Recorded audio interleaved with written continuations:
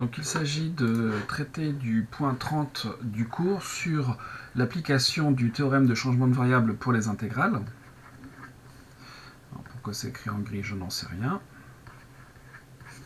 Donc il s'agit d'appliquer le théorème 29 à une intégrale.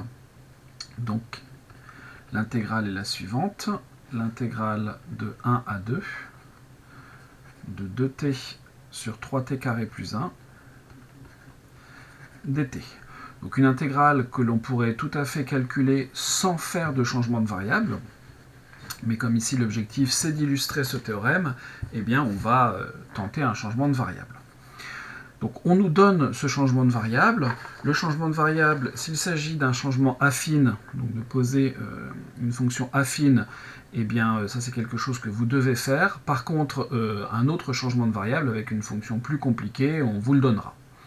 Ce qui veut dire que si on ne vous donne pas de changement de variable, il y a de grandes chances qu'il faille trouver une fonction affine. Bref, ici comme il s'agit d'appliquer pour la première fois ce théorème du changement de variable, je vais vous donner le changement de variable. Donc on va poser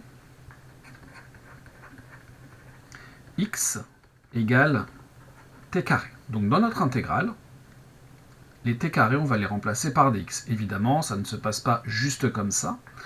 Le dt, eh bien, il va falloir également qu'on le transforme. Et tout comme pour les changements d'indice dans les sommes, dans les séries, eh bien, ça va avoir une influence sur les bornes.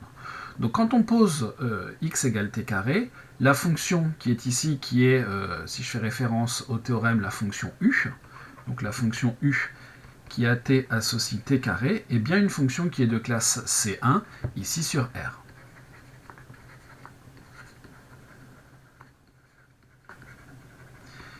Il faut que la fonction soit de classe C1, notamment parce que je vais être amené à calculer sa dérivée.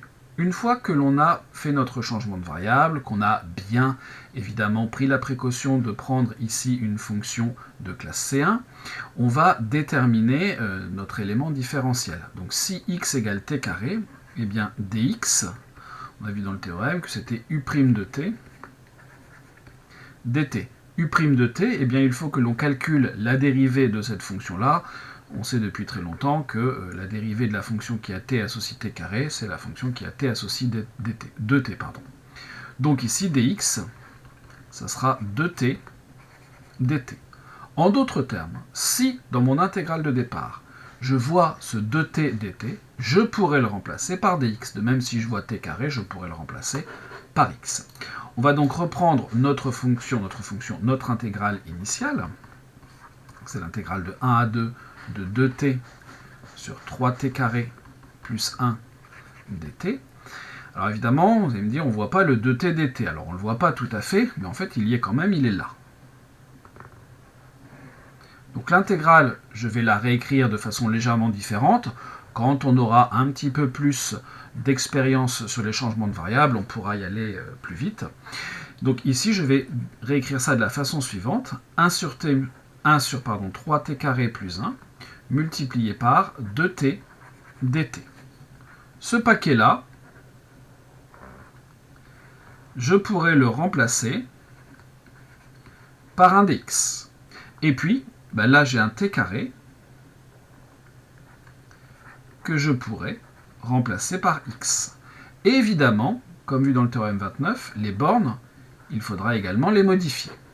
Donc notre intégrale i, elle sera égale à l'intégrale entre u de 1 et u de 2, de 1 sur le t carré que je remplace par x, et le 2t dt que je remplace par dx.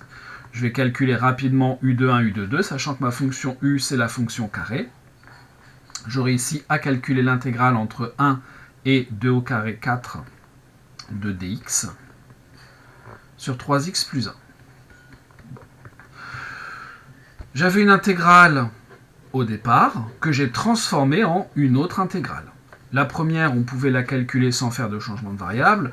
Celle-là, on pourrait également la calculer. On est en mesure de déterminer une primitive de la fonction qui a x associe 1 sur 3x plus 1. C'est quelque chose que l'on peut faire sans souci. Mais on va faire un autre changement de variable, comme une deuxième application de ce théorème, pour poursuivre le travail. Il s'agit en fait de la question 1 de l'exercice 31, qui poursuit ce travail, exercice non pas 1 mais 31, question 1, où on nous suggère de poser y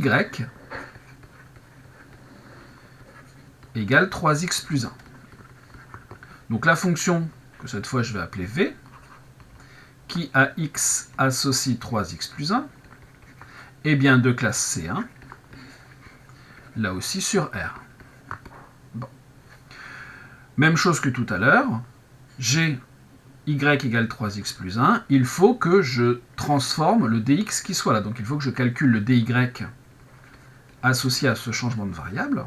Donc le dy, qu'est-ce que ça sera? Je dois calculer la dérivée de la fonction qui à x associe 3x plus 1. La dérivée de 3x plus 1, pour parler de façon un petit peu abrégée, vous le savez là aussi depuis la classe de première, c'est la fonction constante égale à 3. Et donc on obtient 3 fois dx. dy, c'est 3 fois dx. Ah, vous allez me dire, petit problème, je n'ai pas 3 fois dx. Mais c'est pas très grave. Si dy, c'est 3 fois dx, eh bien, dx, ça sera dy divisé par 3. Bon, je reprends mon intégrale, qui était l'intégrale de 1 à 4 de dx sur 3x plus 1.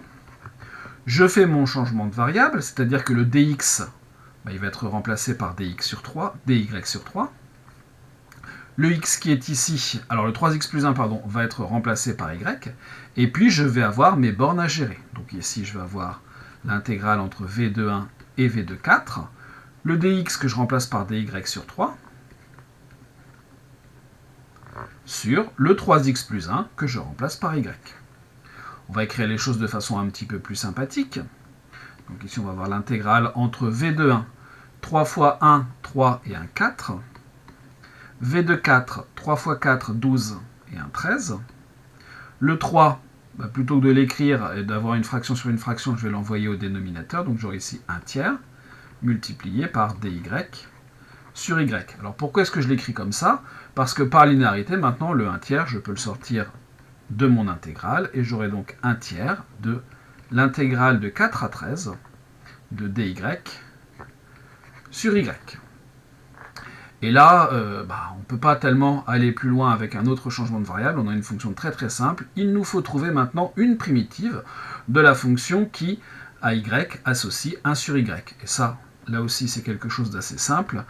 Primitive de la fonction inverse, c'est la fonction logarithme. Enfin, une primitive, c'est la fonction logarithme. Donc je vais écrire ma primitive. Bien sûr, ça ne pose pas de problème parce que sur l'intervalle 4, 13, y est positif.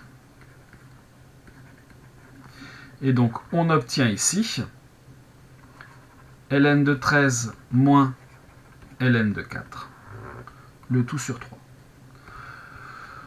On aurait pu, comme je le disais plus haut, calculer directement cette intégrale sans faire de changement de variable. Si on regarde bien ici, on a quelque chose qui est quasiment de la forme u' sur u à une constante près, donc quelque chose pour laquelle on sait tout à fait déterminer une primitive.